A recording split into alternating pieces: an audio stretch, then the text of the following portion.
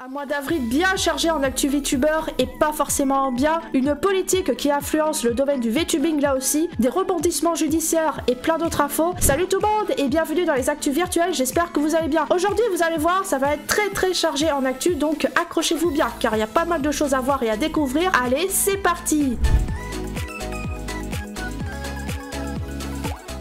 Ça y est, c'est fini pour de bon. Gorgura, c'est terminé. On en avait déjà parlé dans la dernière actu virtuelle. Elle a quitté Hololive le 1er mai. Avant son départ, elle a offert plusieurs streams en compagnie de ses collègues de Holobit et elle a aussi publié une dernière musique et terminé son aventure avec un stream de graduation assez émouvant. Pendant ce live, elle a donné un concert virtuel où elle a interprété plusieurs de ses chansons originales et pour conclure, il y a une petite animation assez touchante montrant Gorgura dans sa chambre virtuelle caressant les peluches représentant les membres de Holomit, puis prenant son arme et partant dans l'océan pour toujours. À l'heure actuelle, nous n'avons aucune nouvelle concernant son avenir ou un potentiel retour sur son ancienne identité de Senzawa. Alors peut-être qu'elle prend tout simplement une pause bien méritée après toutes ces années de loyaux services chez Hololive. En tout cas, s'il y a du nouveau, je vous le ferai savoir. Une chose que l'on peut dire, c'est qu'avril a été un mois très chargé en départ de VTubers. En dehors de Gorgura et de Mumei, on a eu pas mal de départs qui sont venus d'un seul coup, notamment chez VShojo, avec l'annonce du départ le 28 avril de Matara Khan, qui a quitté VShojo le 5 mai. Matara, qui avait gagné rapidement en popularité après son arrivée chez VShojo, a expliqué dans son texte annonçant son départ que apparemment la décision a été prise par VShojo dès le 6 mars dernier et qu'elle continuera cependant à streamer sous le nom de Matara Khan en tant qu'indépendante. Aucune annonce officielle a été donnée sur les raisons éventuelles de son départ, mais forcément ça a soulevé pas mal de questionnements dans la communauté. Elle a passé environ 18 mois chez VShojo et une nouvelle aventure commence pour elle en solo. Et l'hécatombe continue, et oui, et cette fois, et c'est Ike Eveland du groupe Luxiem de chez Digisunji qui a annoncé sa graduation le jour même, le 30 avril. Aucun strip de départ, aucun préavis, vraiment rien, juste une annonce officielle et la fermeture de ses comptes brutale, assez inattendue et même choquant pour beaucoup. Dans un message posté sur X, Ike a évoqué des problèmes de santé mentale qui ont influencé son choix et il s'est excusé pour ses longues absences passées et a dit vouloir se retirer complètement d'internet pour prendre du recul sur sa vie et sur ce qu'il a traversé. Il était chez Digisunji depuis 3 ans et il faisait partie des membres les plus populaires de l'agence. D'après Kuro, qui est un membre de VShojo mais qui a été aussi anciennement chez Digisunji sous une autre identité, il a expliqué que Ike il voulait déjà plus ou moins quitter internet avant même de rejoindre l'agence et qu'il avait déjà eu ses problèmes depuis bien longtemps. En tout cas pour l'instant on ne sait pas ce que l'avenir lui réserve, mais au vu de ces mots il est peu probable qu'on va revoir Ike de sitôt. Et on termine avec plus ou moins un drama, mais je vais être honnête avec vous, ce n'est pas quelque chose dans lequel j'avais envie de m'investir trop longtemps parce que d'une part je suis pas du tout fan des dramas, donc c'est vraiment un parti pris là-dessus. Cela dit, je voulais faire une petite parenthèse sur notre rapport au VTuber en tant que viewer. Alors juste pour recontextualiser, en avril, et oui encore, Cinder, une VTubeuse très connue, a été exposée sur internet. Plusieurs personnes dont son artiste Nanoless et d'autres VTubers l'ont accusée de comportements manipulatrices, de trahison et même de sabotage de carrière. Elle aurait notamment tenté de contraindre son artiste à travailler exclusivement pour elle et ce n'est qu'un exemple parmi tant d'autres de problèmes qui sont soulevés. Bref, les accusations ne manquent pas autour de Cinder et il faut savoir que cette affaire a pris énormément d'ampleur. Et si j'en parle, c'est parce qu'il y a de grosses figures bien connues dans le VTubing comme Bao ou Shiny qui ont pris la parole pour dénoncer son comportement, la qualifiant de malhonnête et de manipulatrice. Cinder de son côté a tenté de rejeter la faute sur son manager qui est aussi son compagnon, affirmant que c'était lui qui était derrière les coups bas, mais beaucoup ont démenti cela en mettant la responsabilité sur Cinder également. Bref, un bon vieux drama des familles, mais je ne vais pas m'étendre davantage dessus, mais je voulais simplement vous attirer l'attention sur un point important, la manière dont on perçoit les créateurs de contenu. Vous connaîtrez jamais un VTuber ou un créateur à moins de faire partie de son cercle privé. Ce que vous voyez en stream ou même en vidéo, c'est souvent une facette, voire carrément un personnage selon les cas. Bien évidemment, c'est pas tout le monde qui fait semblant. Mais il faut savoir que ça, c'est pas spécifique qu'aux VTubers, ça va aussi pour tous les créateurs de contenu. Donc oui, on peut apprécier quelqu'un pour son contenu, mais il faut pas totalement l'idéaliser. Ce sont des êtres humains avec leurs qualités et leurs défauts, et parfois leur part d'ombre. Donc faites bien attention à vous quand vous voyez un VTuber, n'essayez pas trop d'idéaliser un max non plus. Voilà, c'était juste un petit message de prévention pour conclure ce sujet.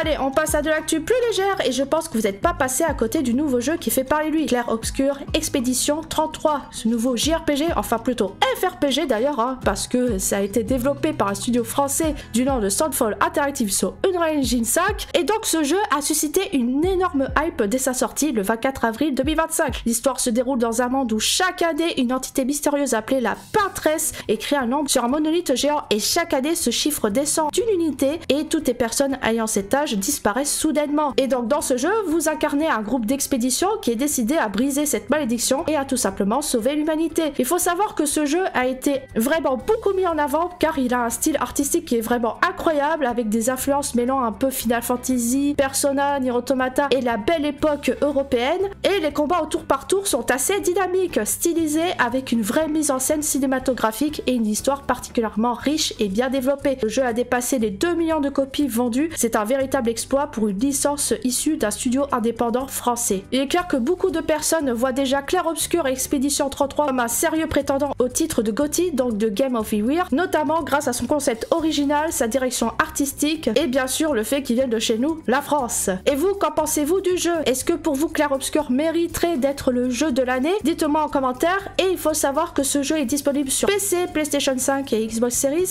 et d'ailleurs il est inclus dans le Game Pass si vous avez le Game Pass. Malheureusement, ce n'est pas une grosse surprise, hein. La sortie du très attendu GTA 6 a été repoussée à l'année prochaine. La nouvelle date annoncée est le 26 mai 2026. D'après un journaliste, il resterait encore beaucoup de travail pour peaufiner le jeu, tout en évitant de surmener l'équipe de développement. À l'origine, la sortie était prévue pour l'automne prochain, mais du coup, ça sera dans un an. En tout cas, un deuxième trailer de GTA 6 a été dévoilé cette semaine. Pour vous donner une idée de l'attente autour du jeu, la vidéo a atteint 1 million de likes en à peine 40 minutes. C'est du jamais vu. Bref, il est clair que ce jeu est hyper attendu au tournant et que l'équipe derrière GTA 6 va devoir assurer au maximum pour être à la hauteur des attentes. Étonnamment, Epic Games a réussi à faire plier Apple concernant la réapparition de Fortnite sur l'App Store après une très longue bataille juridique. Ça y est, Epic a gagné et il est très probable que Fortnite fasse son retour sur la plateforme App Store, en tout cas aux États-Unis. À l'origine, Apple avait retiré Fortnite de son store en 2020 car Epic Games avait intégré un système d'achat direct dans le jeu, contournant ainsi le système de paiement d'Apple, car ce dernier permettait à Apple de prélever une commission de 30% sur chaque transaction. En agissant ainsi, Epic violait les règles de l'Apple Store, ce qui a conduit Apple à supprimer l'application de son store. Forcément, Epic a accusé Apple d'abus de position dominante dans la distribution des applications sur iOS, marquant ainsi le début d'un gros bras de fer juridique entre les deux et qui a été pas mal médiatisé. Et même si Fortnite n'est pas encore revenu sur l'App Store à l'heure actuelle, finalement il faut savoir que Epic a gagné et a eu gain de cause. Il faut noter qu'Epic ne s'est pas battu uniquement pour les États-Unis, mais à l'échelle mondiale. En Europe par exemple, grâce au Digital Markets Act, les restrictions imposées par Apple ne s'appliquent plus de la même manière. Et il faut savoir que Fortnite pourrait donc également faire son retour dans l'App Store français très bientôt. Alors le vendredi 2 mai, il s'est passé quelque chose d'assez gros du côté de TikTok et tout le monde est passé à côté. La plateforme a écopé d'une amende record de 530 millions d'euros pour ne pas avoir garanti une protection suffisante des données personnelles des Européens en Chine. TikTok compte environ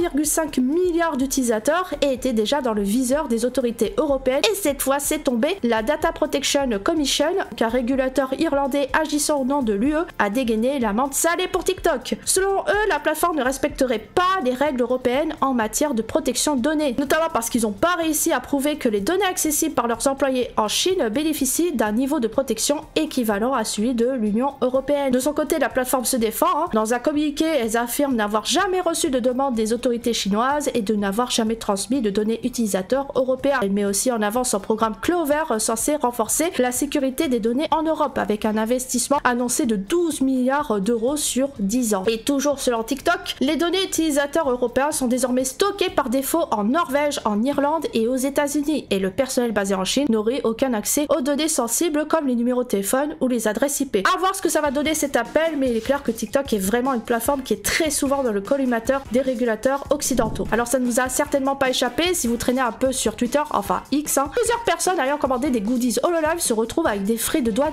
exorbitants. Il s'agit notamment de résidents américains qui ont eu la mauvaise surprise de devoir payer des taxes allant jusqu'à 2 à 3 fois le prix du goodies en question. Mais comment cela est possible? Eh bien, il faut savoir qu'aux États-Unis, il y a eu d'importants changements de politique douanière vis-à-vis de l'étranger. Depuis l'arrivée de Trump au pouvoir, une véritable guerre économique s'est installée, surtout avec la Chine, et les deux pays se rendent coup pour coup à coup de taxes et de pourcentages très élevés pour marquer leur mécontentement. Et résultat, cela se répercute sur les prix des produits importés, comme par exemple les goodies HoloLive, qui sont très probablement fabriqués en Chine et donc soumis à ces nouvelles taxes. Bon, pour l'instant, en Europe, nous n'avons pas encore ce genre de politique douanière vis-à-vis de la Chine ou d'autres pays, mais cette situation nous rappelle à quel point certaines décisions gouvernementales peuvent impacter directement sur les biens que nous consommons, et même si c'est en lien avec le VTubing. Et voilà, c'est fini pour ces actus virtuelles bien chargées. J'espère que ça vous a bien plu et un grand merci à vous d'avoir regardé jusqu'au bout. N'hésitez pas à liker, à vous abonner et à partager la vidéo à fond pour la faire découvrir découvrir un plus grand nombre de personnes. Et d'ailleurs, si vous voulez marquer plus vos soutiens IRL, j'ai les goodies qui sont enfin disponibles sur Ko-fi à l'achat, donc n'hésitez pas à jeter un coup d'œil. Il y a de tout, il y a du print, du porte-clés, du badge, etc.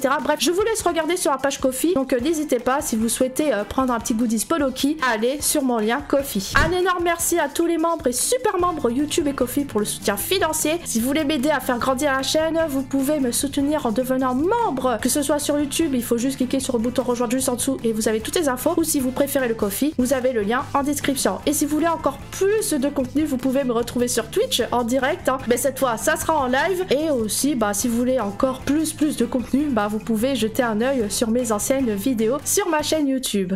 Allez, prenez soin de vous, on se retrouve très vite pour une prochaine vidéo. Allez, ciao. Ah, parfait.